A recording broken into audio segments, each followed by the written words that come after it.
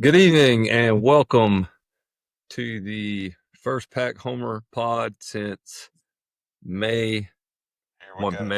March 8th that all three of us have been here.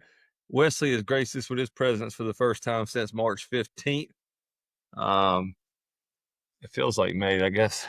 That's why I started off saying May, but yeah, we got Wesley for the first time in a month. I'm telling you what, when Wesley's not here, it just crushed our views. I mean, last week, hardly anybody tuned in to me and Adam, so we're glad to have you back, Wes.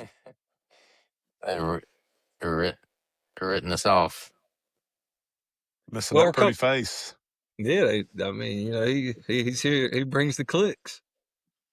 Coming to you tonight after the ECU game, kind of late night for us, but the Pack went to Greenville and demolished the Pirates. So 10-3, impressive win on the road. Quad one win for us. We needed one of those.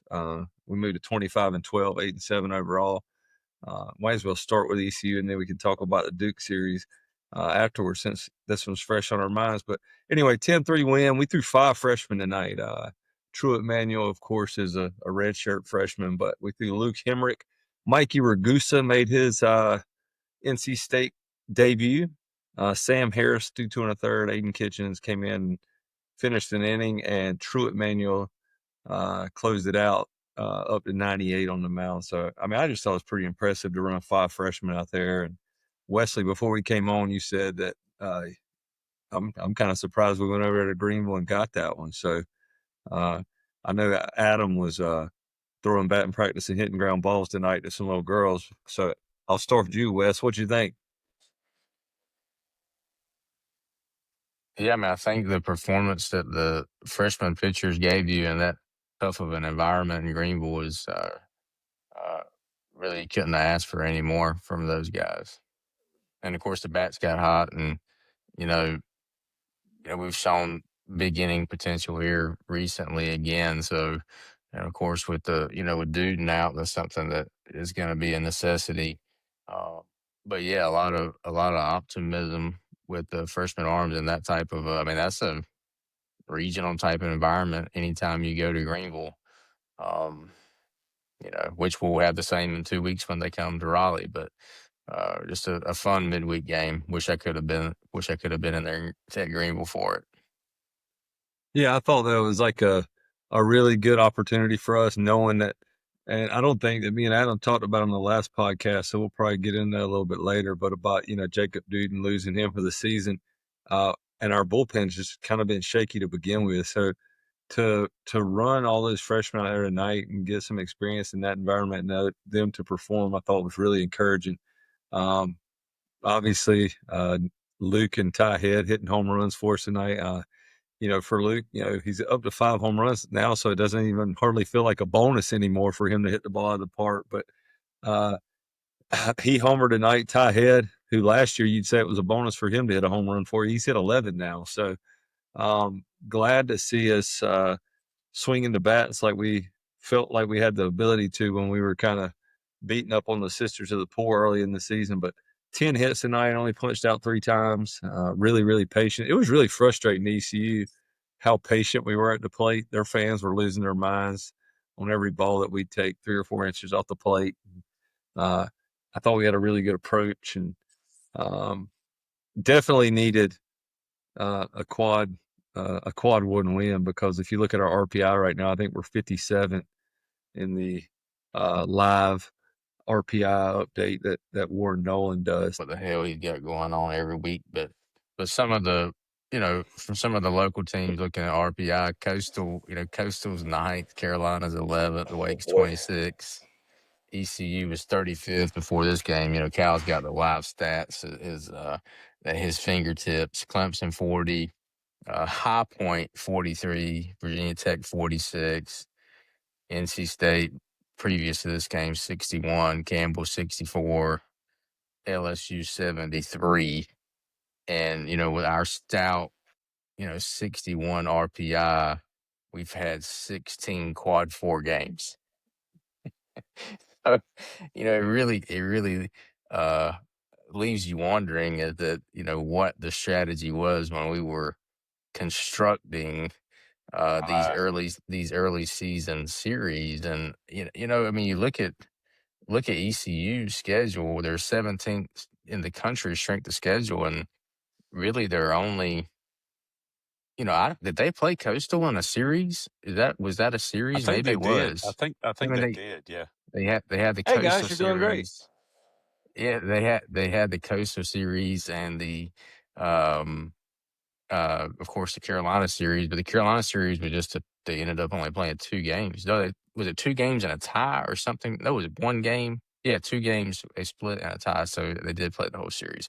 Anyway, I know everyone's tired of hearing me harp on the schedule, but you know, based on where we're at in conference play in one of the two, top conferences in the country, to be on the bubble is really just horrendous scheduling.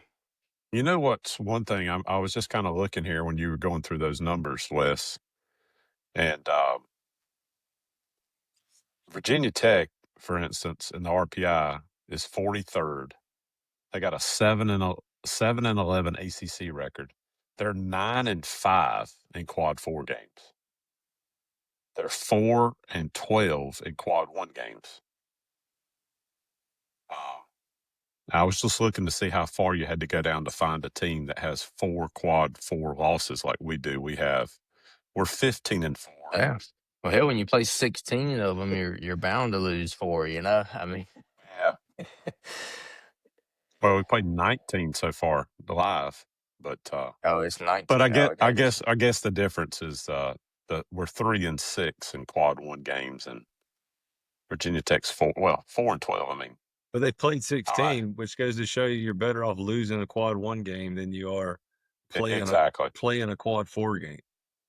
Yeah, I just I mean, really would like to understand the rationale. But I mean, yeah, and I get. I mean, we know from whatever year it was when we didn't make the tournament, we were certain we would. I mean, ultimately, you're gonna get you're in or out based on your series one. So I mean, you win the Wake series, you win. I mean, you're not necessarily, maybe you're on the bubble or not, but it's certainly a sore eye to see that type of strength of schedule in your out of conference series. And again, just really what's the benefit? yeah, And you yeah. And you look at Virginia Tech's non-conference strength of schedule is 46 versus our whopping 247. Oh, but yeah, I think the point that you're getting to, talking about, the tournament committee, the selection committee, is it's going to be really freaking hard to get to a position to host from 57th in RPI here on April 14th. Yeah, you pretty Yes. much got to win 5 out of 6 versus maybe 7 out of 9 between UNC, Wake, and Miami. I feel like it's probably your only. I mean, and that's just to even get in the conversation. Yeah, I know, Yeah. and that's looking way far ahead. I mean, obviously, we're worried about now. We got a big hole to fill in the starting rotation. So, with Jacob Dude now, but man, that's a freaking big blow. I mean, you know he was the ACC innings leader. Uh, just a big blow. I just hate it for that kid because, man, he's waited his turn to get a chance to get the start this year, and man, I just hate it for him. And Liberty is 23rd in RPI, so we could have just played a weekend series with Liberty at home, and that would have been 3 quad 1 games. I mean, it's not that hard. Yeah, I'm guessing I know. it's not hard to get, one of these Virginia, North Carolina, South Carolina, Georgia teams to come to Raleigh. I couldn't imagine. But here we are. That's what we need to do is we need to get some sort of like one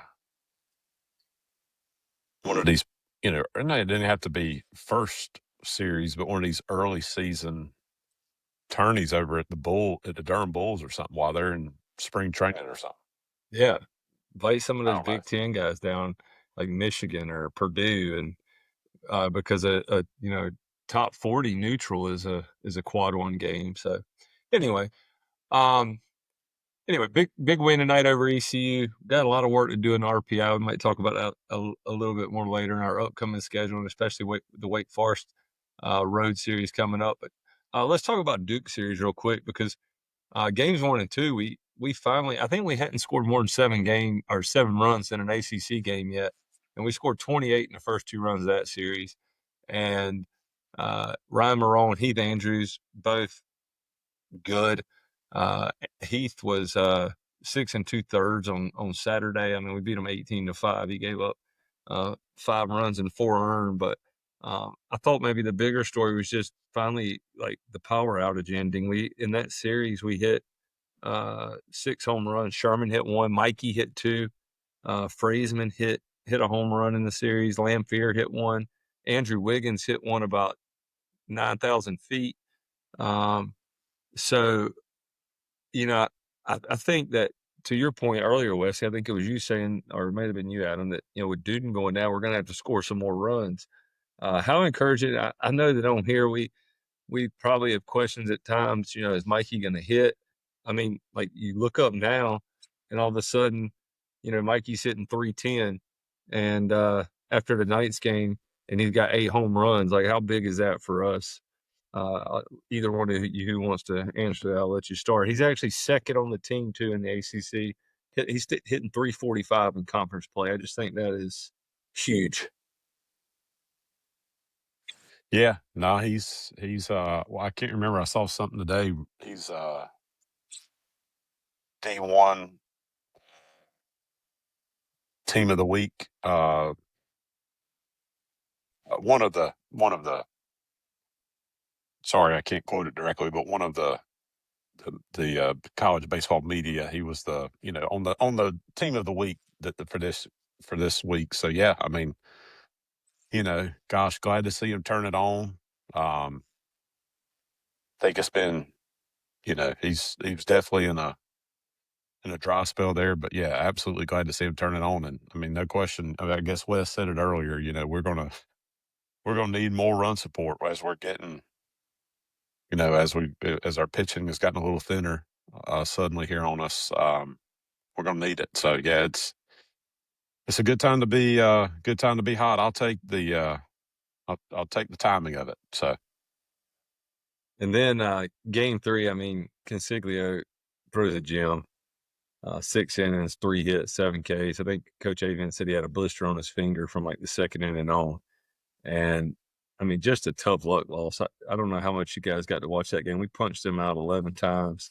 They hit a home run in the 9th, and we had the right guy in the right spot. I had Red at the plate, runners on first and second in the bottom of the 9th, down 3-2.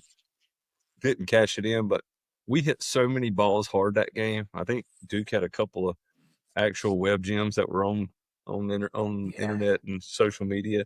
I mean, just that's baseball.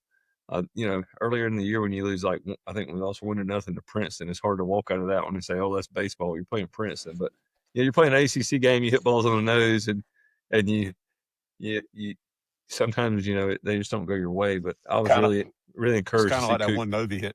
Kind of like that one. I would say kind of like that one Novi hit tonight. Yeah. Yep. You just Mikey Ryan was the Baseball America National Shortstop of the Week. So to talk about where we're at offensively, because we'll talk about the pitching a little bit too. And obviously Heath Andrews having that 4th starter to start the season, and there's been a lot of back and forth over Andrews and Consiglio. It looks like both those guys are going to have prominent roles now.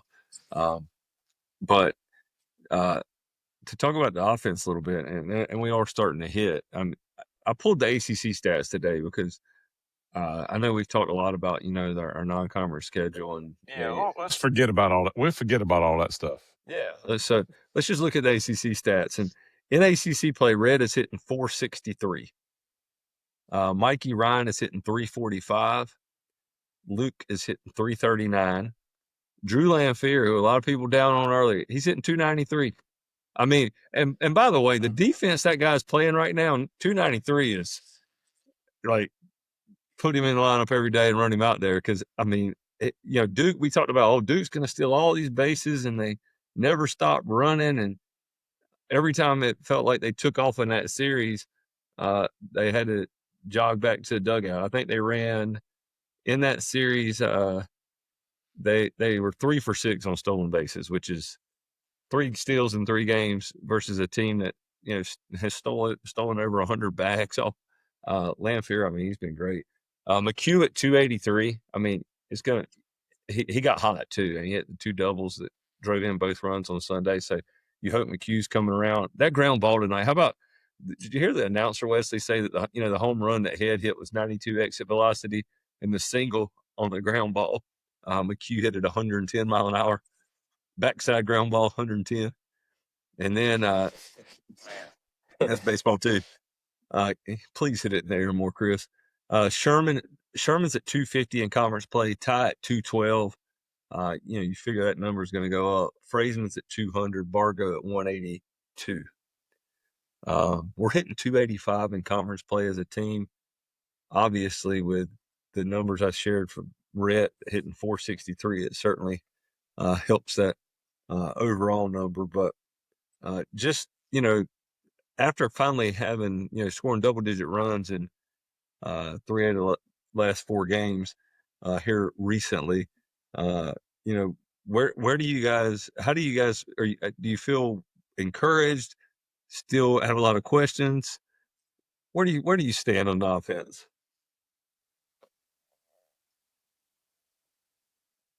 I feel encouraged to answer your question. I mean, as the self-appointed president of the Everett Johnson fan club, I think having a leadoff guy like that, I mean, man, what a special start to the order that is. But yeah, I mean, I feel encouraged. I mean, I don't think there's any way not to after looking at these averages. You mentioned you kind of ran down the whole list there.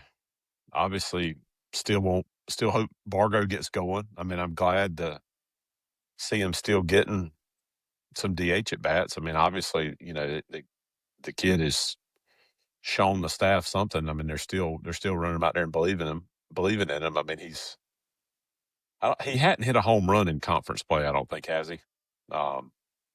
He has. I'm not aware. Yeah, I think we've hit like 14 and 15 games, but I don't think he's one of them. But yeah, we just like to see him getting going because I think he's a piece that we're going to need down the line. So, but yeah, I'm certainly encouraged versus where I was in some of those games a few weeks back when the last time Wes joined us, probably. Yeah, I think one of the things that's encouraging about our offense too is how well we run. We even, and it's not just stealing bases. I mean, I thought the night when Luke got thrown out in the first inning, stealing third with a left-handed batter up, I didn't really like the call, but we don't hardly ever, we don't hit into a lot of double plays. We put a lot of pressure on guys. I feel like it's, you got to get the ball out of the glove. My wife was asking me tonight, she's like, who on our team can run? And I said, Lamphere is a pretty good runner for our catcher, but pretty much everybody on our team can run except Mikey Ryan can freaking fly. But catcher and DH, because if you got, if you got Novi up there or Bargo, you don't really think of them as being speed merchants. And Lamphere's a good runner for a catcher, but I wouldn't say he's a great runner. But I mean, you look at Rhett, Mikey, Luke. I mean, McHugh runs really good for a big guy. He's even played in the outfield some. Ty and Frazeman, they all run good. And I just feel like it puts a lot of pressure on you. But I mean, you still do got to swing the bats a little bit. Wes?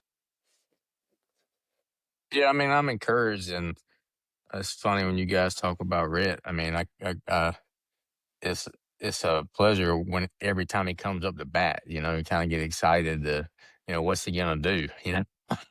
It's kind of similar to how Turner was, in terms of all the weapons that he brings to the table. Yeah, I think the lineup is encouraging. I think it's been encouraging all year, the potential for the lineup and the depth that you have. I just really think from a athleticism standpoint and a speed standpoint, and then throw the power in there. I mean, I was surprised that Wiggins wasn't in the lineup tonight. Uh, so I think the lineup is the most scary when you got Wiggins um, on the lineup card. Yeah, and I think that ball he hit out against Duke on Sunday, I think it was off. I know it was a guy that was like deep in the bottom of their bullpen, but he was throwing 99, 100, and he just And barreled it then they up. get 437. Yeah, it was just absolutely annihilated. And I think that, when you play Wake Forest this weekend, so we can lead us into Wake Forest, and you're going to see, Chris Lavonis probably on Friday, who's a 100-mile-an-hour righty. I kind of felt like Wiggins didn't start tonight because they started a lefty. I don't know what Wiggins' splits are versus lefties, but I figured maybe we didn't run him out there tonight because we were facing a lefty. But against all the right-handed pitching we're going to see this weekend, you'd like to. I agree with you, Wesley. Like the part you said about the lineup's just scarier when he's in there. I mean, when you get down to like 7 or 8 in the lineup, and you got this dude that's. I mean, he looks like a big leaguer, like uh, you know, uh, and he always has a chance to. He's got 2 home runs in conference play, and they were both just absolute nukes. The one he hit at Georgia Tech and the one he hit against Duke this weekend. So, um, yeah, I agree And with you there, Wes. you're still waiting for Frazeman to, I mean, if you had told me that he was going to be an everyday starter, which we thought he would be, and only had 2 home runs, like, nah, no, how, why is that?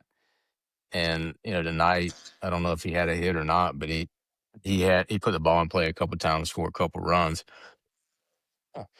So, maybe that starts to get him going a little bit. But and it seems like maybe last year Frazeman was, towards the latter part of the season when he started putting up some bigger numbers. So again, the lineup really 1 through 9, especially with Wiggins in there, is just seems a little scary. And that doesn't mean Bargo, we know Bargo. I mean, he had put up 14 home runs last year at Tennessee, right? So we know he can hit. Uh, I just like what Wiggins can give you on the base pass too. And to your point about Frazeman, I was talking to Alex G earlier, and he was saying, the thing about Frazeman that's like I think compelling is it seems like no matter who we play, you get like the same Frazeman.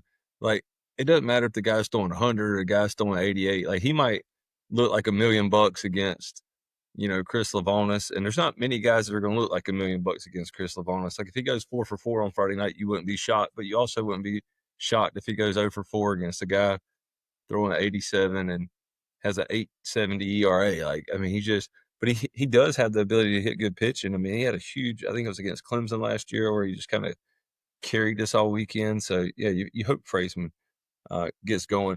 Let's talk about Wake Forest a little bit. So, Wake Forest is 21st currently in RPI. So, at the beginning of the year, they were actually down in Puerto Rico when we were down there, and they lost the season opener to Houston, I believe. And they came into the season with like a preseason All-American pick and in Blake Morningstar, and I hadn't even been keeping up with it. But this past weekend versus Miami was the first time out. They took Morningstar out of the rotation. Wow. He's really, really struggled for him. His ERA is 8.72. The strikeout numbers are there. He's got 37 punchouts in 32 innings, but they've taken him out of the rotation. Chris Lavonis is the guy that everybody is talking about they had, I guess, Rhett Lauder and Chase Burns back to back, but Lavonis is a 2.22 ERA, 7-2 overall, 76 strikeouts in 48 innings, and pumps it up to 100. So, opponents hitting 156 off of him in 48 innings. So you get Lavonis most likely on Friday night. Past weekend, they started another righty, Troy Dressler, in game 2. He's only thrown 35 innings on the season. And then game 3, I didn't even put this together when I read it. I knew that the name was familiar, but I couldn't figure out why. So I did a little homework. But their game 3 starter against Miami was Cam Bagwell. And Bagwell last year was a freshman All-American at UNCW. And so Bagwell has a 3.67 ERA. He's made 8 starts. So, Wake Forest is kind of like us. I think I was listening to D1 podcast today, and they were talking about, are you sold on these teams? Are you, how do you feel about them? Are they compelling? Are they done? A lot of folks saying Louisville's probably done because they've just fallen so far down in RPI. But they were going over the ACC teams, and Wake Forest and NC State, I feel like, are in a similar boat where they could play themselves up. The top of the if they play really well, they could maybe play themselves into a regional hosting conversation. But they could also play themselves out of the tournament. I mean, it's that fickle when you get this late in the season. So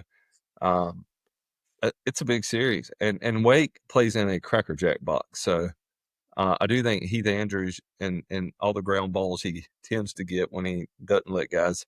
I mean, he gets a lot of ground balls, so you hope in that ballpark maybe he plays up. But in a low scoring game, I mean, how do you guys feel about our chances on the road? Top 25 RPI team, ACC. We're 8-7. They're 9-9. Kind of jockeying for seeding. Thoughts on that? It's just a low scoring game. Yeah, because I mean, I just don't feel like we're going to go out and put 10 on Lavonis. I personally don't. Got to get to him early. You got to run the pitch count up. Got to do something.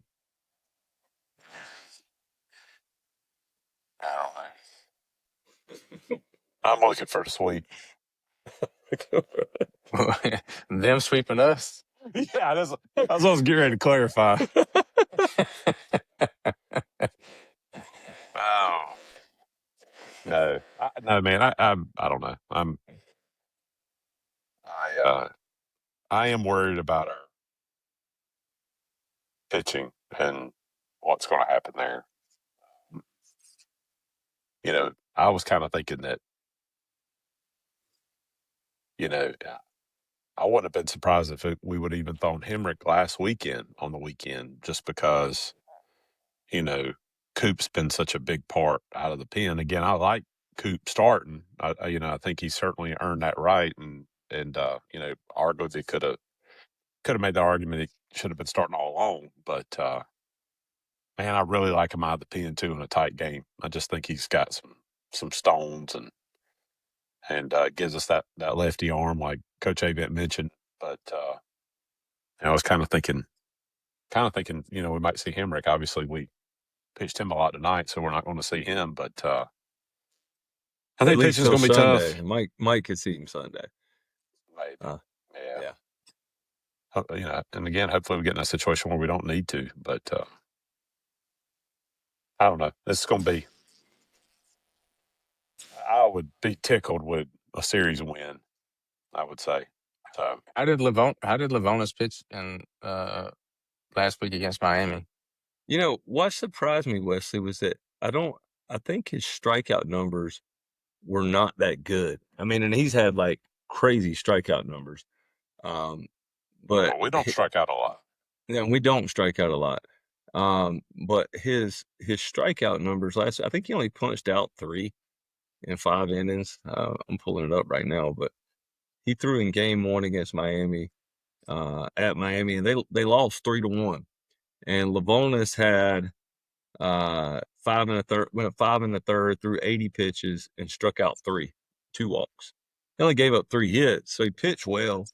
But Miami did enough to beat him. So, if you look at him on the year, I think he battled some injury last year too. So, maybe getting a little bit of kid gloves on the pitch count.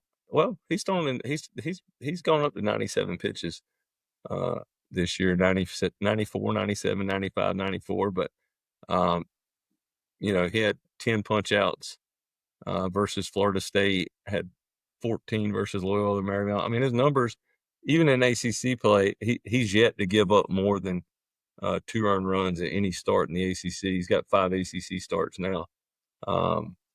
But he's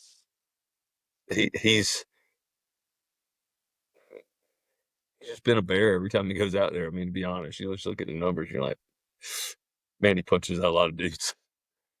So But we beat Burns. I was at the Wake Forest game last time we played them in Raleigh, where Burns comes out, and we beat them, and we seem to step up in those against in those matchups. We beat Mendez earlier this year. I don't know if Mendez took the loss, but we beat Florida State in the Mendez start. So I think that game on Friday night is going to be it's going to be a good ball game, and it'd be interesting to see how we handle the series with our bullpen. It's an 8:00 start on Friday night. Oh, Yeah. geez. They've only hit 40. They've only hit 42 home runs this year. I feel like They hit 6 tonight against Coastal. oh, I did did. they? Yeah, so I was Okay. like, God, I hope we're not getting hot. But that still only Yeah. puts them at 48. We've hit 57. Yeah, and they play in their stadium, so Yeah, right field in that place. I mean, that's one of the things. I actually coached there in the state games a couple of times, and I remember the right field is just like, isn't it like 310 or something? It's like, you just get it in the air going that direction. They've struck out 290 times. Where are we at now? We have struck out now do you have it in front of you, Adam? 206. 206. 75 stolen bases. I think they said on the broadcast tonight it was the most stolen bases we've had since 2013 with the Trey Turner team. So that's saying something. He had about 50 that year, didn't he? It felt like it. I can't remember the exact number. It was a bunch. So do you guys think, and we'll start to wrap this up here in just a minute because it's getting late, but do you guys think that we will see more of what we saw tonight, where we'll run out arms with confidence and maybe not just out of necessity? I mean, my gosh, you look at the season stats now. They've actually just got updated. We have a 4.10 team ERA. Consiglio's at 2.75. Hemrick's at 3.10. Opponents are hitting 138 against Hemrick. 3.18 Marone. 3.43 Garino. Duden was at 3.60 before his injury. Andrews at 4.25. Kitchens at 3.29. Nance at 3.96. Manuel at 4.15. Harris at 4.76. I mean, we've got a lot of guys that I feel like don't get a whole lot of innings on the weekend. Do you think now with Duden getting injured, you just kind of got to rip the Band-Aid off and run them out there? Like we talked about Ragusa going out tonight. And Yeah, I think that's kind of what it was tonight, right? yeah, I mean, do you think that continues? Cross your fingers. Cross your fingers. Because I texted you because it was hard to tell with it. Everybody's wearing the same number. Like, who in the hell is pitching? Yeah. And he's been injured, but yeah, I think they said he was a top 100 arm coming out of high school. But I mean, I think you got to hope you find lightning in a bottle, right? Speaking of tonight, did Sherman get hurt? I don't know. He was limping, but I don't know. They said I was listening on the radio broadcast at that time, and he said that they tweaked his ankle around in a bag or something. And he was walking pretty gingerly. Yeah. And they did bring in Pfeiffer. They did bring in Pfeiffer. Yeah. Sherman had 3 hits tonight too. He didn't look injured to me. Yeah, I didn't see it. I was just listening. I was just listening to the radio. I did Hopefully notice not, that because he's turning. Yeah, I mean they were. Andrew was talking about it a lot on the radio. So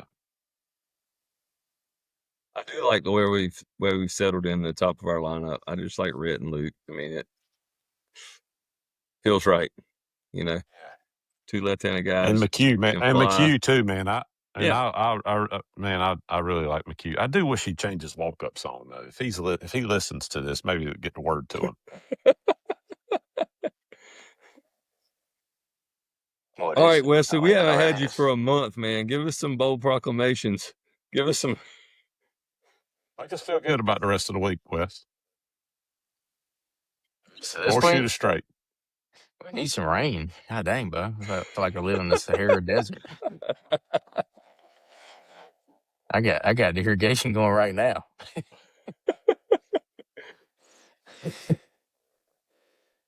I don't have any problem. Did you come prepared for the best thing you saw this week? I don't know if I did, but I might can shoot you in the hip.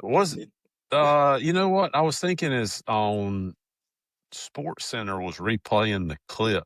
Was it McDonough who made that catch in center field for us?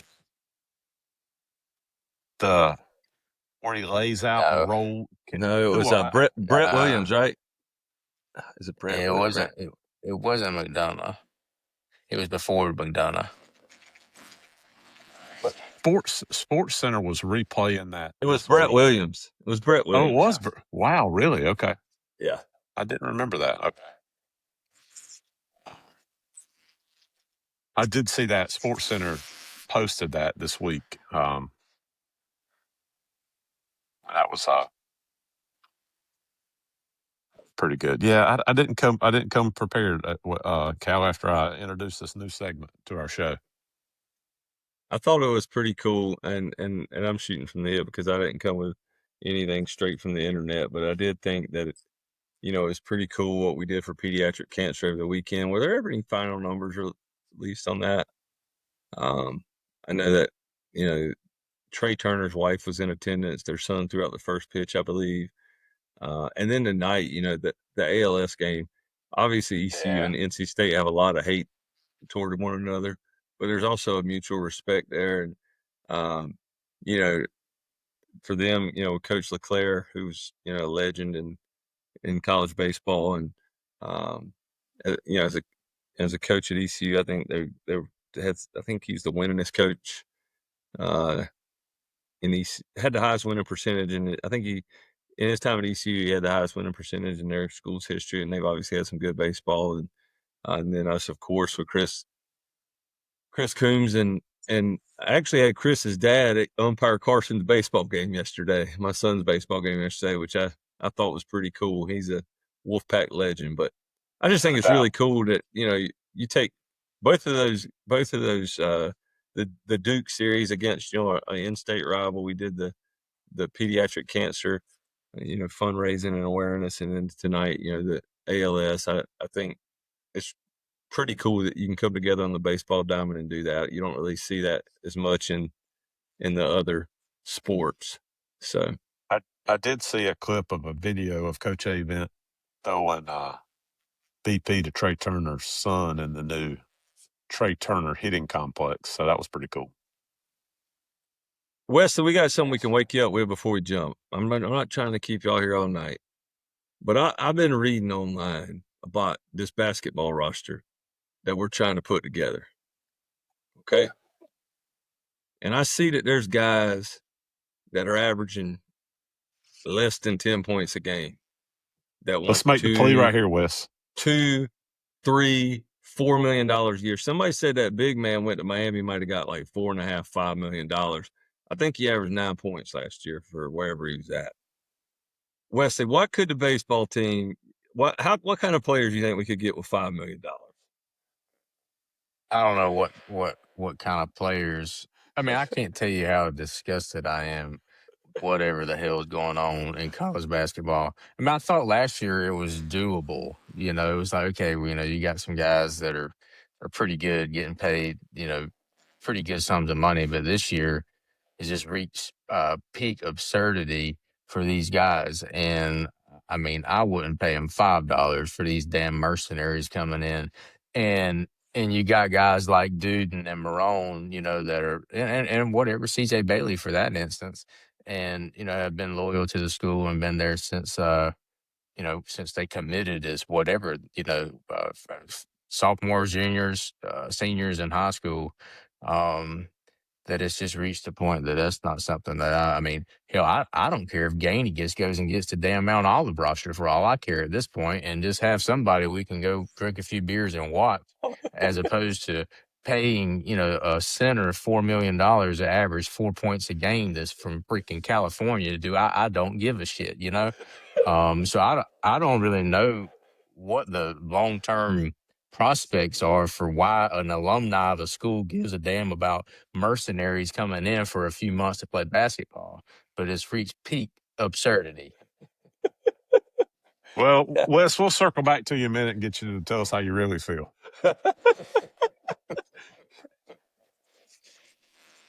Yes, anyway, that just led me to, I know we talked about NIL a lot in baseball on here in the past, and man, you give your money whoever you want to. It's your money, but it's like, gosh, $5 million for like a guy that was not even all conference. I it just blows my mind. I can't wrap my head Yeah. around it. Wes, we were talking about it the other day, and one disadvantage I have, I guess, on being able to win the lottery is not actually playing it. So it's going to be hard to go from lottery winner to if as a non-player, but I had to start buying some tickets. But Cal and I were talking about the other day, if we won the lottery, that parking lot where your buddies tailgate, that kind of gravel lot where your buddies tailgate in Omaha where we went. Oh yeah. We would just turn that thing into the NC State indoor practice facility, and we'd get us an apartment out there so the whole team could stay. We Yeah, would you be figure if camped you out don't, in Omaha. We'd be camped out in Omaha if I come home with the lottery. I know that. figure if you're gonna be there every June, they need somewhere to work out while they're there. Get Yeah, away from exactly. it. Because you ain't worried about the opening weekend. You playing for the championship. Yeah, I mean, I don't know, whatever. And of course, y'all are getting me sidetracked now, and I don't even know. I really don't know what we paid CJ Bailey. But if you were to ask any little kid, that wears an NC State T-shirt or whatever, who your favorite player is at NC State, they say CJ Bailey. I mean, he's been a great ambassador for the school. He's a good athlete. He's a good player. He's a good quarterback. But to pay these who a guy that you're not even sure is going to be a starter, $2.5 million. My God, it's whatever. I'm not even drinking tonight. Thank God that I'm not. But it's really disappointing to me, and hopefully hopefully I'm on an island by myself there because nothing, other than the baseball team to be the best team in the country. I'd love to see our basketball team, but it really is disappointing to, from to be an alumni and to be a fan and to spend way more money than I ever should have on season basketball tickets. This is what that the college basketball landscape has come to. We don't have a team. Do we have one guy other than the guy that committed? Who knows what Moose is doing? Of course, we're talking way too much basketball now, but the team, the players all leave. Every team, it's a new team every year. It's ridiculous. Yeah, to your point about Bailey, whether you agree with how much these football players earn or not, or get paid or not, he's at least earned his fair share. He's been here 3 years, like you said. He's a household name. He's every little kid that's a State fan's favorite player. He's done it the right way. But like basketball right now, I just feel like everybody gets a new team every year, and it doesn't matter if you're Duke, it doesn't matter if you're Carolina, it doesn't matter if you're NC State. Like we literally have like one guy on our roster that we know are going to be here next year, and we got guys that are saying, "Hey, I want $2 million, and I played 21 minutes a game at such and such," and you're like, "Whoa!" Like how did we get here? So frustrating. I hope CJ Bailey's agent negotiated like a like a favored nation type deal where I should be the highest paid NIL guy at this school, and if he didn't, he should have. But these basketball players, and of course we not going to get to whatever Darian Williams, whatever the heck he was making last year. It's just really hard to be excited as opposed to, when you look at the core group of guys of our baseball team that came back this year. And of course, I'll go back to Dude and Marone that could have gone to any SEC school that they wanted to, but they chose to come back, play at Doak Field, play for Elliott A. Bent. I have no idea what, NIL package they got, but I can assure you that NC State probably wasn't top 5 of what they were offered. That's why we 100%. do this podcast, right? I mean, we want to support the student athletes, um, you know, for the school that's where we went to school. That's where we went to class. We went to the atrium every day, ate Chick-fil-A. These guys that I don't know if they ever go to a class. Come for one semester, and then they go to whoever has the highest RFP the next quarter. So it's just ridiculous. Yeah, I think you hit the nail on the head with that. Hopefully that's going to change with these new proposed rules starting in the fall. I guess maybe that'll actually have some impact. But not optimistic. And anyone who listens, you can just go Google what, I think the baseball team gets a $700,000 out of revenue share. So you can just go imagine maybe what our roster is, our baseball roster makes. So anyone who listens, like, I guess the spot, the lump in my throat, just it frustrates me to, like Wesley's point, these kids that, love the university, want to be here. We've talked, we know, we've made friends with a lot of the families, but you got kids that they love NC State, and the money in baseball obviously isn't the same, but before you go write a $2 or $3 million check for your sixth man, it just always like, what would that do for baseball? And Dave Doran, now in that same conversation, but Elliot Avent's been at NC State for 30 years. He's been to Omaha 3 times.